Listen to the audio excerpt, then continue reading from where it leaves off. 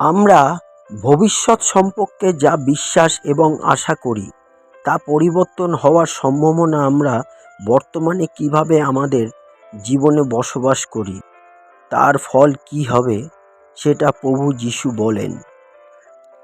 এমন ঢাকা কিছুই নেই যা প্রকাশ পাবে না, এ- এবং এমন গোপন কিছুই নেই যা জানা যাবে না। অতএব তোমরা অন্ধকারে যা কিছু বলবে তা আলোতে শোনা যাবে, এবং কোনো গোপন জায়গায় কানে কানে যা বলবে তা ছাদের উপরে প্রচারিত হবে। কিন্তু আত্মার ফল হলো ভালোবাসা, আনন্দ, শান্তি, ধৈর্য, দয়া, মঙ্গলভাব, বিশ্বস্ততা, মৃদুলতা ও আত্মসংযম। এই সবের বিরুদ্ধে কোনো বিধি ব্যবস্থাই নেই। ঈশ্বর, আমরা কৃতজ্ঞ যে আমরা সত্যের পথে বাস করছি।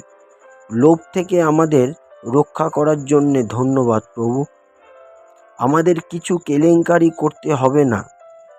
সব ঠিক সময়ে আমাদের পথ আসবে, যখন আপনি মনে করেন সঠিক সময়। হালেলুয়া। প্রভু, আমাদের সাহায্য করুন, বিশ্বাসের দ্বারাই পথ চলতে দৃষ্টি দিন। বাবা, আশায় আমাদের আগাম ধন্যবাদ জানাই। জয় যিশু, জয় হোক। আমেন।